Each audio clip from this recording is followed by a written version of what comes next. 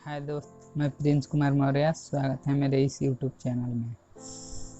आज हम लोग बुक एनालिसिस करने वाले हैं दृष्टि का सामान्य ज्ञान बुक। देखिए, ये सामान्य ज्ञान बुक लो लेवल से हाई लेवल सभी एग्जाम के लिए महत्वपूर्ण है। इसमें लगभग जीके आप लोगों का, अगर इस बुक को आप लोग घर पर भी खरीद कर रीडिंग लगाते हैं 3-4 बार रीडिंग लगाने से जीके मजबूत हो जाएगा। अगर बुक आपके पास नहीं है तो मेरे साथ भी इस चैनल पर बनकर इस बुक का रिवीजन कर सकते हैं। तो चलिए शुरू करते हैं। आज हम लोग इतिहास से शुरू करते हैं। तो इतिहास में इंडियन हिस्ट्री, भारतीय इतिहास, प्राचीन भारत, एंशिएंट हिस्ट्री हम लोग पढ़ते हैं आज से। तो चलिए चालू करते हैं। प्राचीन भारतीय इतिहास के स्रोत। प्राचीन भारतीय इतिहास के स्रोत। प्राचीन भारतीय इतिहास के स्रोत अनेक और विविध प्रकार के हैं। हम उन्हीं दो श्रेणियों को में विभाजित कर सकते हैं, एक साहित्यिक और दूसरा पुरातात्विक। साहित्यिक स्रोत। ब्राह्मण साहित्य। वेद भारत के प्राचीनतम ग्रंथ हैं, जिसका संकलनकर्ता महर्षि कृष्ण द्वैपायन वेद व्यास को माना जाता है। वेदों की संख्या 4 है: ऋग्वेद, यजुर्वेद, सामवेद तथा अथर्ववेद। ऋग्वेद यह प्राचीनतम वेद माना जाता है। इसमें कुल 10 मंडल तथा 1028 सूक्त हैं। इस वेद के पढ़ने वाले ऋषि को होत्रु कहते हैं। ऋग्वेद का पहला एवं 10वां मंडल सबसे अंत में जोड़ा गया है। ऋग्वेद के तीसरे मंडल में सूर्य देवता सहुत्रु को समर्पित प्रसिद्ध गायत्री मंत्र है। 9वें मंडल में देवता सोम का उल्लेख है तथा 10वें मंडल में चतुर्वर्ण व्यवस्था का उल्लेख है। नोट: यूनेस्को द्वारा ऋग्वेद की 30 पांडुलिपियों को UNESCO memory of world register में शामिल किया गया है। यजुर्वेद, इसमें यज्ञों के नियमों या विद्यानों का संकलन मिलने के कारण इसे कर्मकांडीय वेद माना जाता है। यजुर्वेद के 2 भाग हैं, शुक्ल यजुर्वेद और कृष्ण यजुर्वेद। शुक्ल यजुर्वेद केवल पद्य में है, जबकि कृष्ण यजुर्वेद गद्य एवं पद्य दोनों में है। शुक्ल यजुर्वेद को वाजसनेयी संहिता कहा जाता है। यजुर्वेद के मंत्रों का उच्चारण करने वाला पुरोहित अर्धवर्यु कहलाता है। सामवेद। साम का अर्थ गान होता है। सामवेद में मुख्यतः यज्ञों के अवसर पर गाए जाने वाले मंत्रों का संग्रह है। सामवेद से ही भारतीय संगीत की उत्पत्ति मानी जाती है। इस ग्रंथ में कुल 1875 ऋचाएं हैं, जिसमें मूल रूप से 99 ऋचाएं ही सामवेद की हैं। शेष ऋग्वेद से ली गई ऋचाएं हैं। सामवेद के मंत्रों को गाने वाला उद्गाता कहलाता है। अथर्ववेद। 3 वेदों के बाद अंत में इनकी रचना अर्थव तथा अंगिरस ऋषि द्वारा की गई, इसलिए इसे अथर्वगिरस वेद भी कहा जाता है। इसमें ब्रह्मा ज्ञान, धर्म, औषधि प्रयोग, रोग निवारण, जादू टोना, तंत्र मंत्र आदि अनेक विषय का वर्णन है। अथर्ववेद के मंत्रों का उच्चारण करने वाला पुरोहित ब्रह्मा कहलाता है। इन 4 वेदों को संहिता कहा जाता है। वेद संबंधित ब्राह्मण ग्रंथ संबंधित उपनिषद। ऋग्वेद ऐतरेय कौशितकी। यजुर्वेद वेद से संबंधित ब्राह्मण ग्रंथ शतपथ तैत्तिरीय। संबंधित उपनिषद कठोपनिषद। ईशोपनिषद, बृहदारण्यक, श्वेताश्वतरोपनिषद, मैत्रायणी आदि। सामवेद से संबंधित ब्राह्मण ग्रंथ हैं 25, षड्विंश संबंधित उपनिषद हैं छांदोग्य, जैमिनीय। अथर्ववेद से संबंधित ब्राह्मण ग्रंथ हैं गोपथ। संबंधित उपनिषद हैं मुंडकोपनिषद, मांडुक्योपनिषद, प्रश्नों, वेदांग। वेदों को भली भांति समझने के लिए 6 वेदांगों की रचना की गई। शिक्षा, उच्चारण विधि, ज्योतिष, भाग्यफल, कल्प, कर्मकांड, व्याकरण, शब्द व्युत्पत्ति, निरुक्त, भाषा विज्ञान तथा छंद, चतुष्पदी श्लोक। महाकाव्य। वैदिक साहित्य के बाद भारतीय साहित्य में महाकाव्यों का समय आता है। इसमें रामायण और महाभारत प्रमुखतः शामिल हैं। रामायण की रचना महर्षि वाल्मीकि तथा महाभारत की रचना महर्षि वेदव्यास ने की थी। पुराणों की संख्या 18 है। पुराणों के आदि संकलनकर्ता लोमहर्ष अथवा उनके पुत्र उग्रश्रवा को माना जाता है। पुराणों में मत्स्य पुराण सबसे प्राचीन एवं प्रामाणिक है। पुराणों की महत्ता वंशावलियों के कारण मत्स्य पुराण, सातवाहन वंश से, विष्णु पुराण मौर्य वंश से तथा वायु पुराण गुप्त वंश से संबंधित हैं। ब्राह्मणेतर साहित्य। बौद्ध साहित्य। त्रिपिटक बुद्ध की शिक्षाओं का संकलन है। इसे 3 भागों में विभाजित किया गया है: विनय पिटक, सूक्त पिटक तथा अधिधम्म पिटक।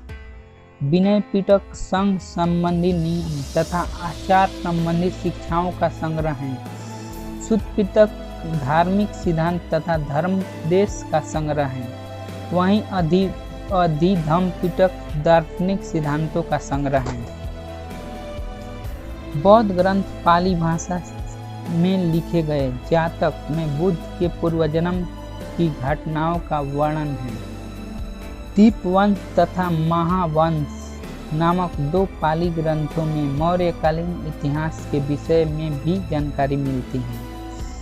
बौद्ध धर्म के हीनयान संप्रदाय का प्रमुख ग्रंथ कथावस्तु है, जिसमें महात्मा बुद्ध का जीवन चरित्र अनेक कथानकों के साथ वर्णित हैं। महायान संप्रदाय के ग्रंथ ललित विस्तार, दिव्यावदान आदि हैं। जैन साहित्य को आगम कहा जाता है। जैन ग्रंथों में परिशिष्ट पर्वन, भद्रबाहु चरित्र, आचरांग सूत्र, भगवती सूत्र, कलिका पुराण आदि प्रमुख हैं। जैन धर्म का प्रारंभिक इतिहास तथा तीर्थंकरों की जीवनी कल्पसूत्र में है, जिसकी रचना भद्रबाहु ने की थी। लौकिक साहित्य। प्रमुख साहित्यिक रचनाएं। रचनाकार विशेष तथ्य। अष्टाध्यायी के रचनाकार पाणिनि। विशेष तथ्य हैं व्याकरण ग्रंथ। मुद्रा राक्षस के रचनाकार हैं विशाखादत्त। विशेष तथ्य हैं मौर्य काल के बारे में पर्याप्त जानकारी मिलती है। महाभाष्य अष्टाध्यायी पर टीका के रचनाकार पतंजलि। विशेष तथ्य हैं पुष्यमित्र शुंग के विषय में जानकारी मिलता है। कथा सरित सागर के रचनाकार सोमदेव हैं। विशेष तथ्य हैं मौर्य काल के विषय में जानकारी मिलती है। बृहत कथा मंजरी के रचनाकार हैं क्षेमेंद्र। विशेष तथ्य हैं मौर्य काल के विषय में जानकारी मिलती है। अर्थशास्त्र विषय राजनीति के रचनाकार हैं कौटिल्य। विशेष तथ्य हैं मौर्य काल के बारे में जानकारी। नीतिसार के रचनाकार हैं कामदंक। शेष तथ्य हैं गुप्तकालीन राजतंत्र पर केंद्रित। मालविकाग्नित्रम के रचनाकार हैं कालिदास। विशेष तथ्य हैं शुंग वंश के बारे में जानकारी मिलती है। मृक्षकटिकम के रचनाकार हैं शूद्रक। विशेष तथ्य हैं गुप्तकालिक समाज का वर्णन। हर्षचरित्र के रचनाकार हैं बाणभट्ट। हर्ष की उपलब्धियों का वर्णन किया गया है इसमें। रामचरित्र के रचनाकार संध्याकर नंदी। बंगाल के पाल शासक रामपाल के जीवन कथा है इसमें। पृथ्वीराज रासो के रचनाकार हैं चंदबर दाई। पृथ्वीराज रासो के रचनाकार हैं चंदबर दाई। पृथ्वीराज चौहान की उपलब्धियों का वर्णन किया गया है इसमें। राजतरंगिणी के रचनाकार कल्हण। कश्मीर के राजवंशों की क्रमबद्ध जानकारी मिल जाती है इसमें। साहित्यकार देखिए, साहित्यकार देख लेते हैं। हितोपदेश के साहित्यकार हैं नारायण पंडित। पंचतंत्र के विष्णु शर्मा। किराता जूर्नियम के भारवी। शिशुपाल वध के माघ। स्वप्नवास वदत्ता के भास। कपूर मंजरी काव्य मीमांसा भुवन कोश के हैं राजशेखर। कामसूत्र के साहित्यकार हैं वात्स्यायन। ब्रह्मा सिद्धांत के साहित्यकार ब्रह्मगुप्त। उत्तर रामचरित्र के साहित्यकार भवभूति। अमर कोश के साहित्यकार अमर सिंह। मेघदूतम ऋतु संहार रघुवंशम अभिज्ञान संकुलम के रचना साहित्यकार हैं कालिदास। बृहत संहिता पंच सिद्धांतिका के साहित्यकार वराहमिहिर। सूर्य सिद्धांत आर्यभट्टियम के साहित्यकार हैं आर्यभट्ट। देखिए, इस साहित्यकार याद कर लीजिएगा, इससे कभी कभी क्वेश्चन बन जाता है। यूनान एवं रोम के लेखक हेरोडोटस को इतिहास का पिता कहा जाता है। 5वीं सदी ईसा पूर्व हिस्टोरिका की रचना की थी। देखिए, हेरोडोटस जी को इतिहास का पिता कहा जाता है। 5वीं सदी ईसा पूर्व में हेरोडोटस जी ने हिस्टोरिका नामक एक पुस्तक की रचना की थी। सिकंदर के साथ आने वाले लेखक थे निरियाकस, आनेर्सिक्रिटस और अरिस्टोबुलस। सिकंदर के लेखक थे निरियाकस, आनेर्सिक्रिटस और अरिस्टोबुलस। सिकंदर के पश्चात के लेखकों में 3 राजदूतों मेगास्थनीज, डाइमेकस तथा डायोनिसियस के नाम उल्लेखनीय हैं। प्लिनी, इसने 1ली सदी में नेचुरल हिस्ट्री नामक पुस्तक लिखी, जिसमें भारत के पशुओं, पौधों और खनिज पदार्थों की जानकारी मिलती है। प्लिनी जी ने 1ली सदी में नेचुरल हिस्ट्री नामक पुस्तक लिखी थी। टालेमी की पुस्तक जियोग्राफी और किसी अज्ञात लेखक की पुस्तक पेरिप्लस ऑफ द एरिथ्रियन सी महत्वपूर्ण है।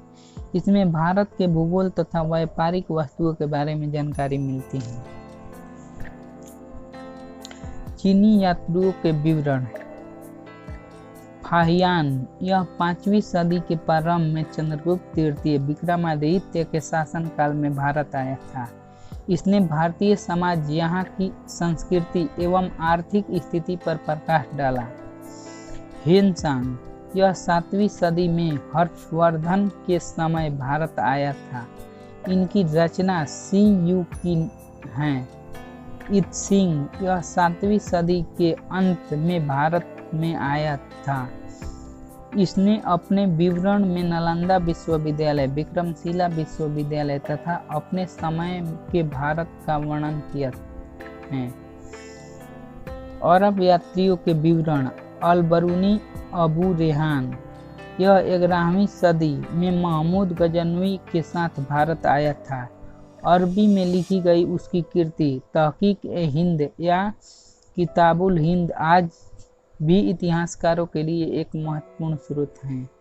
सर्वप्रथम एडवर्ड सचाऊ ने तहकीक-ए-हिंद का अनुवाद अंग्रेजी भाषा में किया। इब्न बतूता, यह मोरक्को का रहने वाला था। इसके द्वारा लिखा गया यात्रा वृत्तांत रेहला अरबी भाषा 14वीं शताब्दी में भारतीय उपमहाद्वीप के सामाजिक सांस्कृतिक जीवन के विषय में जानकारी देता है। सुल्तान मोहम्मद बिन तुगलक ने उसे दिल्ली में काजी के पद पर नियुक्त किया। बाद में उसे अपना राजदूत बनाकर चीन भेजा। देखिए दोस्त, 16 मिनट का लगभग वीडियो हो गया है, इसलिए हम लोग वीडियो के यहीं पर समाप्त करते हैं।